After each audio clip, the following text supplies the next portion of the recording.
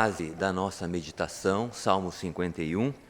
Durante a liturgia, nós lemos os versículos 1 a 16. Agora eu lerei os versículos 17 a 19.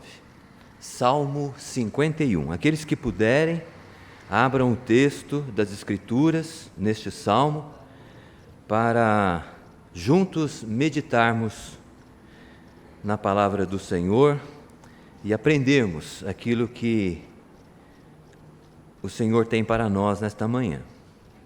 Salmo 51, agora eu lerei os versículos 17 a 19. Diz o texto bíblico: Sacrifícios agradáveis a Deus são o espírito quebrantado, coração compungido e contrito, não o desprezarás, ó Deus. Faze bem a Sião, segundo a tua boa vontade, edifica os muros de Jerusalém. Então te agradarás dos sacrifícios de justiça, dos holocaustos e das ofertas queimadas, e sobre o teu altar se oferecerão novilhos. Senhor, queremos te agradecer pela oportunidade de estarmos aqui reunidos nesta manhã para prestar culto ao Teu nome. E queremos suplicar que o Teu Espírito ilumine a nossa mente para compreendermos a Tua palavra e aplique esta palavra no nosso coração para que saiamos daqui com disposições renovadas de Te servir, de viver na Tua presença, de andarmos em comunhão contigo.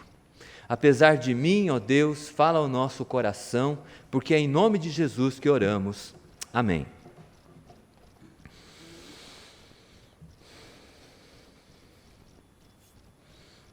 Um professor antigo de seminário, ele dizia que nós devemos ser cautelosos em elogiar muitas pessoas. Ele contava a história de um pastor que foi fazer o ofício fúnebre de um irmão, uma liderança na igreja local. Esse irmão era um benfeitor dentro da igreja, era uma liderança e ajudava financeiramente a igreja. E não somente a igreja local, mas algumas igrejas presbiterianas da região, sempre que demandado, esse irmão era uma espécie assim de filantropo, benfeitor, protetor das igrejas locais, ajudando financeiramente as igrejas nas suas necessidades. E esse irmão faleceu. Aí no ofício fúnebre havia ali vários pastores representando as igrejas da região e todos no seu discurso agradeciam muito a Deus pela vida daquele irmão e elogiavam muito aquele irmão. Passaram-se 2, 3 meses, aí ficaram sabendo, surgiram notícias verídicas de que aquela pessoa tinha 2 amantes, batia muito na esposa, os filhos não queriam saber da igreja, porque olhavam para a vida do pai e viam o testemunho que o pai dava em casa, né? E aquilo que ele fazia dentro da igreja. E também se descobriu que ele era um empresário, fazia muitos negócios ilegais para fraudar a Receita Federal. Aquele irmão conseguiu esconder, né, tudo aquilo que ele fazia durante a sua vida. E nós vamos meditar neste salmo. Este Salmo 51 é uma oração do rei Davi, uma oração que Davi fez após ter cometido graves pecados. Ele cometeu crimes pesados, nós vamos verificar isso. E ele tentou encobrir os seus crimes, ele fez de tudo para encobrir os seus pecados. Mas no caso de Davi, Deus não permitiu. E nós vamos verificar essa questão. Este salmo, quando você for meditar neste salmo, no seu lar, onde você quiser meditar nas Escrituras, eu aconselharia, juntamente com a leitura do salmo, você ler 2 capítulos que estão no segundo livro de Samuel. Segundo livro de Samuel, capítulos 11 e 12, dão o contexto deste salmo. Então leia esses 2 capítulos, segundo Samuel 11 e 12, e depois você leia o Salmo 51 para entender bem as palavras de Davi aqui neste salmo. Não é? A gente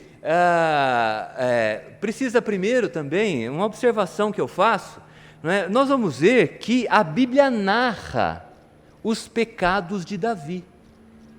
A Bíblia publiciza os crimes cometidos pelo rei Davi. Eu entendo, e não é somente em relação a Davi, com outros personagens bíblicos, a Bíblia, personagens que são importantes dentro da palavra de Deus, eles são apresentados como pecadores também. Abraão, Jacó, Salomão. A Bíblia aponta o pecado dos seus principais personagens. Para mim, isso revela que toda a glória nós devemos sempre dar a Deus e não ao homem, não ao ser humano. Isso é um ponto. E revela também que a Bíblia, ela possui inspiração divina. Ela é de fato idônea. Ela é de fato veraz, verdadeira. Porque pensem comigo, qualquer autor humano, quando escreve algo, ele sempre aponta as características positivas do seu personagem. Normalmente ele faz assim, né, o autor humano, evita ficar falando de condutas reprováveis do seu personagem. Mas o Espírito Santo não faz assim. Ele mostra aquilo que há de podre associado à vida do seu personagem. Então, eu meditando nessas questões, mais uma vez veio à minha mente esse fato. A Bíblia por vários motivos, não somente por esse, mas a Bíblia é inspirada por Deus. Então fazemos bem de meditar nas Escrituras, porque é o recado de Deus para a nossa vida. E no contexto então deste salmo, eu vou apresentar esse contexto que está lá em 2 Samuel, capítulos 11 e 12, para a gente entender as palavras de Davi aqui no salmo. Nós aprendemos que, lá em 2 Samuel, que no tempo que os reis iam à guerra, Davi resolveu descansar. Israel estava em guerra contra os amonitas e Davi resolveu descansar. O texto bíblico diz que ele levantava tarde. E, levantando-se uma tarde, ele passeando pelo terraço, viu uma mulher tomando banho. Ele olhou para aquela mulher, ficou focalizando a mulher, achou-a bonita e mandou trazê-la para o palácio. Ele teve uma relação sexual com ela, foi uma única relação sexual, foi uma única. E depois ela voltou para a sua casa.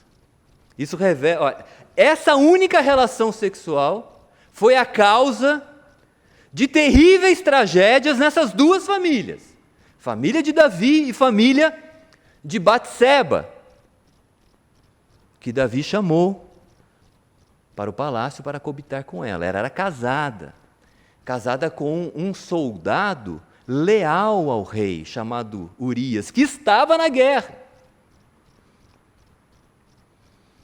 Foi uma única relação sexual. quando a gente pensa nisso, às vezes basta um deslize para que tragédias terríveis venham sobre a nossa vida. Provérbios usa uma figura que eu acho muito interessante, né? Basta uma trinca na parede de uma represa para que isso se expanda e daqui a pouco aconteça uma tragédia de proporções incalculáveis. Ele se relacionou com ela e ela, depois de algum tempo, mandou avisá-lo: estou grávida. Davi, ele montou uma estratégia para preservar a sua imagem e encobrir o seu erro. Ele falou: ela está grávida, né? E o seu marido está distante. Eu vou trazê-lo. Aí, mandou chamar Urias, lá da batalha. Ele falou: olha, eu entendo que às vezes a gente precisa de um tempo de descanso. Eu estou aqui também nesse momento de descanso para refazer as forças.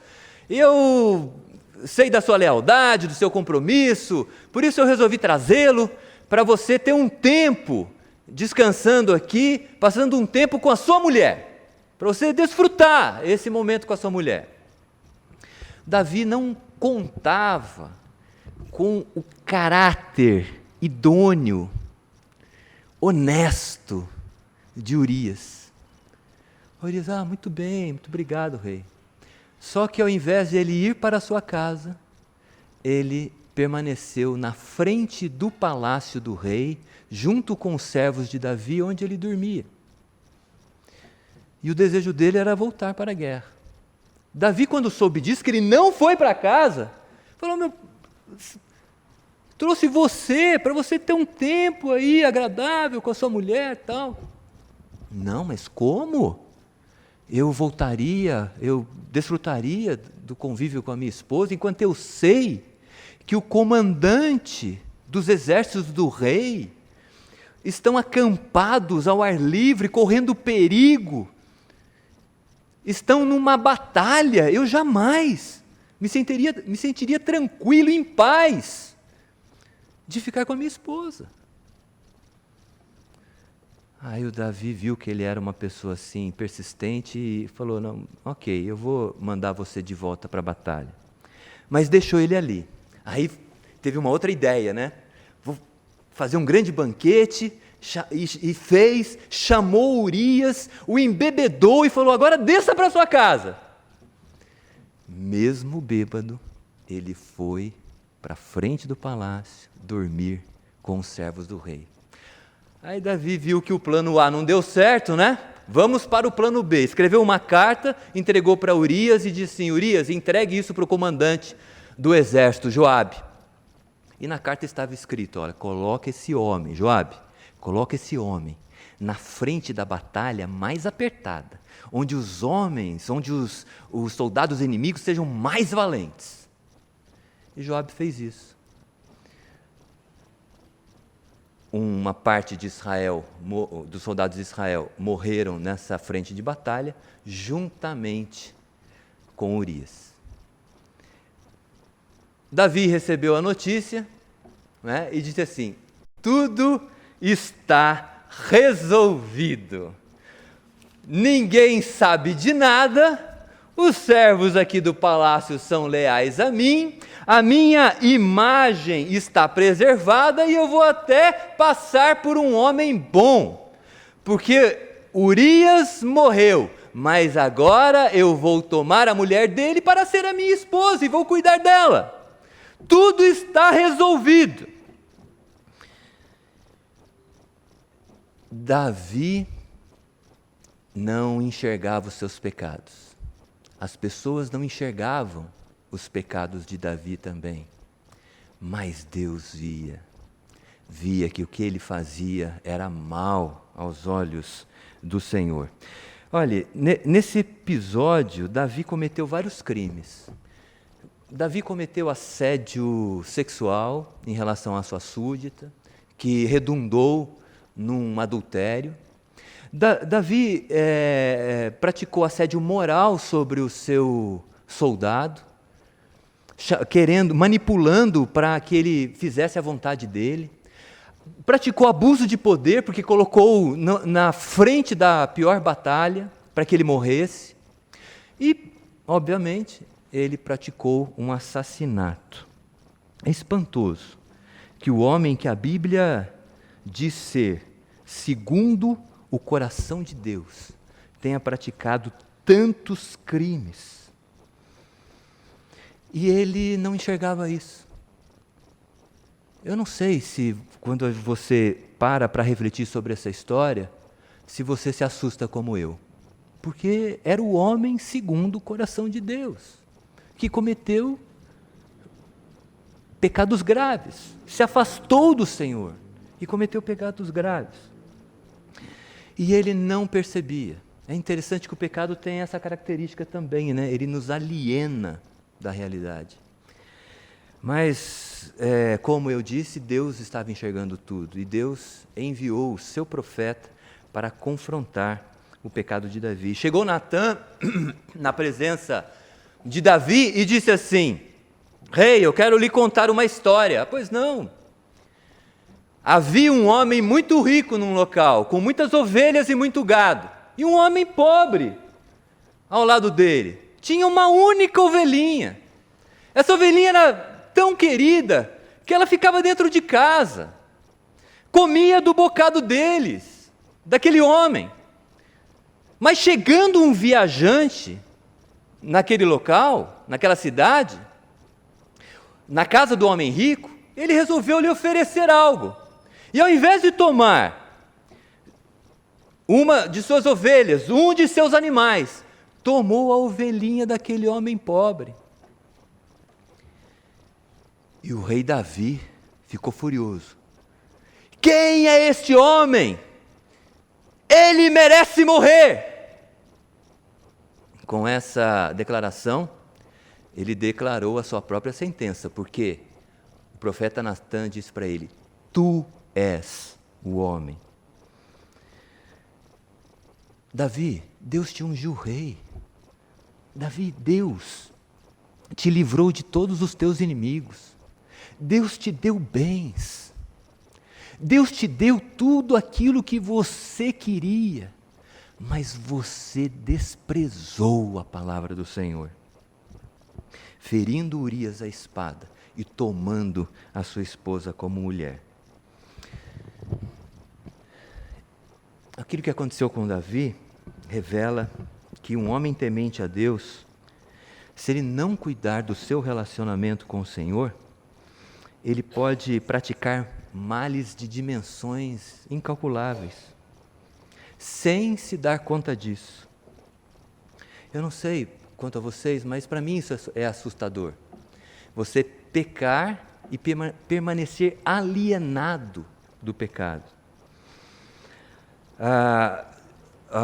Teólogos dizem que há forças monstruosas dentro de nós, que se não as controlarmos, nos prejudicarão terrivelmente. O versículo 5 aqui do Salmo 51 diz isso, né? Ele diz assim: reconhece a existência dessas forças que podem nos levar a praticar o mal se nós não buscarmos a presença do Senhor. Diz assim: eu nasci na iniquidade e em pecado me concebeu minha mãe. Eu nasci na iniquidade. Há muitos filósofos, pensadores, que dizem que o homem é essencialmente bom. A palavra de Deus diz diferente. A palavra de Deus diz: eu nasci na iniquidade, em pecado me concebeu a minha mãe. Nós nascemos pecadores. Às vezes alguém diz assim: nossa, mas essa criança é um anjinho, é um anjo de Deus. Não pode ter pecado nela. Nós sabemos que se nós não educarmos os nossos filhos, eles vão sempre praticar traquinagens até o ponto de, lá na vida adulta, cometerem males terríveis. Quantas vezes você já não disse para o seu filho: não jogue bola na sala, vai quebrar o vaso. Não jogue bola na sala, vai quebrar o vaso. Na primeira oportunidade ele pega a bola, vai jogar e quebra o vaso. Existe algo dentro de nós que nos leva sempre a nos rebelar contra as coisas. A Bíblia diz, nós somos essencialmente maus e precisamos ser controlados pelo Espírito de Deus. Essa história de Davi, não é? E que o Salmo 51, nessa oração que ele faz após cometer tudo isso, nos ensinam, é que o caminho da santidade, o caminho da comunhão com Deus, o caminho de uma vida reta, não pode ser medido pelo nosso comportamento exterior. Às vezes, nós mostramos algo por fora, mas interiormente, nós estamos apodrecidos. Jesus falou isso dos fariseus, dos escribas. O que Jesus disse em relação a esses homens? Sigam tudo aquilo que eles dizem, mas não sigam o que eles fazem. Jesus disse acerca dos escribas e fariseus: olha, vocês dão o dízimo da hortelã, do endro, do cominho, mas vocês negligenciam os aspectos mais importantes da lei: a justiça, a fé e a misericórdia. Jesus, falando em relação aos fariseus, usou uma figura que é muito forte, a figura de um sepulcro caiado. O que é um sepulcro caiado? Lá naquela época eles caiavam, revestiam o sepulcro de cal, para ele ficar mais bonito. Mas Jesus diz, vocês são como sepulcros caiados, por fora parecem belos, mas por dentro estão cheios de ossos e podridão. Então uma vida na presença do Senhor, para que a gente tenha uma vida real na presença do Senhor, não basta um comportamento exterior aprovado pelas pessoas. Não basta também uma participação numa rotina religiosa. Nós não podemos confundir comunhão com Deus com rotina religiosa. É totalmente diferente. Davi, no versículo 16, diz assim, do Salmo 51, pois tu, é Deus, né? Depois não te comprases em sacrifícios, do contrário eu os daria, e não te agradas em holocausto. Na verdade, o que Davi está dizendo aqui, olha, o Senhor não se alegra de sacrifícios, desde que a minha vida não seja uma vida de submissão a ti. É isso que Davi está dizendo. Não é que Deus não aceite os sacrifícios. Os sacrifícios eram a forma de adoração no Antigo Testamento. Os sacrifícios apontam para o sacrifício de Jesus, lá no Novo Testamento. Mas o que Deus reprova é o sacrifício sem a disposição interior, sem uma vida de dependência de Deus, sem uma vida de comunhão com Deus. É isso que Deus reprova, é a formalidade religiosa. Vamos à igreja só porque é domingo e é dia de ir na igreja. Não, eu quero ir à igreja porque eu quero prestar culto a Deus. Eu reconheço quem Ele é. Eu sei da minha dependência dEle. Eu sei o que Ele fez para me libertar através do Seu Filho na cruz do Calvário. Então, santidade não é a participação numa reunião religiosa. Guarde isso. Santidade. Sabe o que é santidade? Sabe o que significa comunhão com Deus? Santidade é nos humilharmos na presença do Senhor. Santidade significa termos um coração quebrantado, humilde. E isso Davi demonstra no Salmo 51. Depois de tudo que aconteceu, ele diz assim, olha o Salmo 51, veja aí novamente. Ele diz, ele reconhecendo agora o seu pecado, né, sendo confrontado pelo pecado, pelo profeta Natã com o seu pecado, ele diz assim, compadece-te de mim, ó Deus, segundo a tua benignidade e segundo a multidão das tuas misericórdias, apaga as minhas transgressões. Isso é humildade de espírito. Purifica-me do meu pecado, pois eu conheço as minhas transgressões e o meu pecado está sempre diante de mim. Olha o que ele diz: pequei contra ti somente.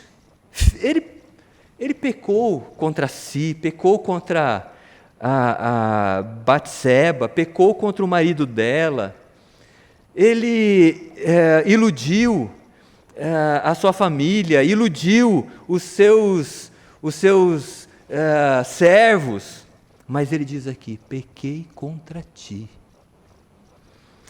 Fiz o que é mal perante os teus olhos, de maneira que serás tido por justo no teu falar.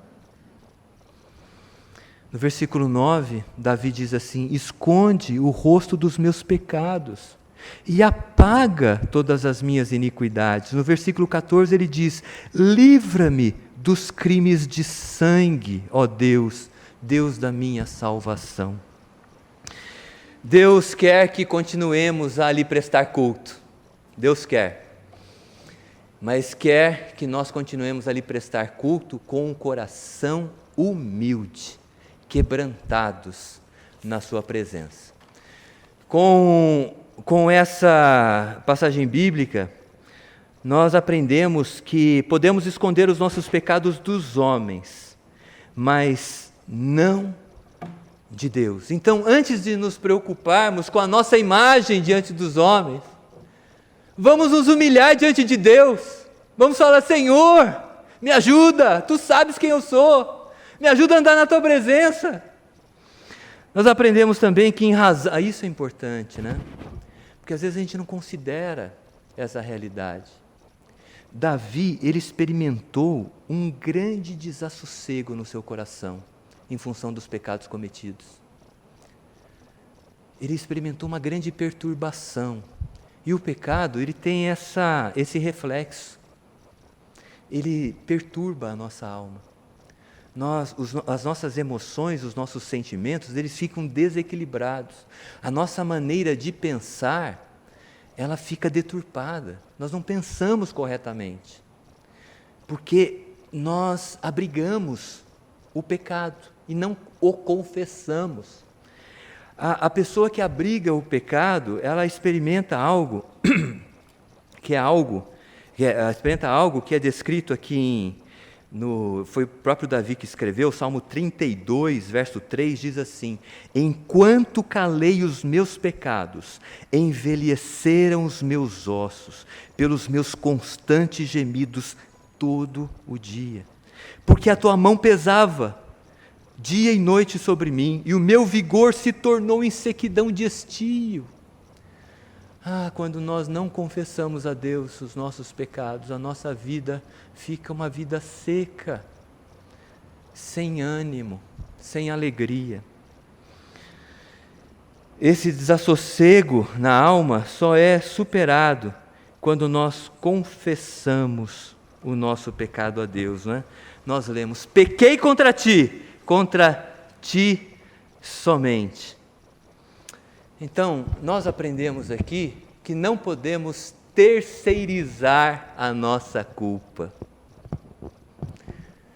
Se nós queremos experimentar cura espiritual, nós precisamos reconhecer os nossos pecados e confessá-los diante de Deus. Quem assume a responsabilidade dos seus pecados e suporta consequências, se houverem consequências em função dos pecados, não importa. Ele experimenta a libertação. Então não podemos terceirizar a nossa culpa, porque Deus, Ele não terceirizou a nossa libertação da culpa. Quando Deus resolveu nos libertar da nossa culpa e do pecado, Ele fez o quê?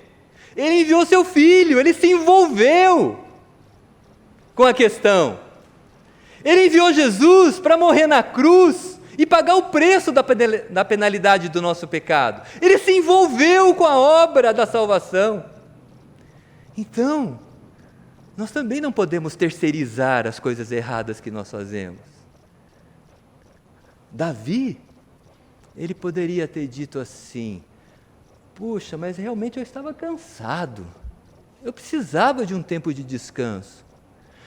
Mas se eu tivesse andado pelo terraço e olhasse aquela mulher tomando banho e ela não fosse tão bonita, eu não a chamaria para o palácio. Ele poderia responsabilizar as outras pessoas, né? Depois que ele foi confrontado com o pecado, ele poderia responsabilizar as outras pessoas, responsabilizar as circunstâncias e finalmente responsabilizar Deus. Não. Por isso que o caminho da santidade é a humilhação na presença de Deus. Davi não terceirizou a sua responsabilidade. Eu pequei, Senhor. Eu pequei contra ti. Aquilo que o Senhor fizer contra mim será justo. Deus não terceiriza a nossa libertação do pecado e da culpa. Nós também devemos assumir os nossos desatinos para ficarmos libertos deles. O segredo de uma vida saudável, tranquila, em paz, é quando nós assumimos os nossos erros. Olha, eu errei. Senhor, eu mereço aquilo que for necessário. Eu estou nas tuas mãos. Não quero mais viver distante de ti.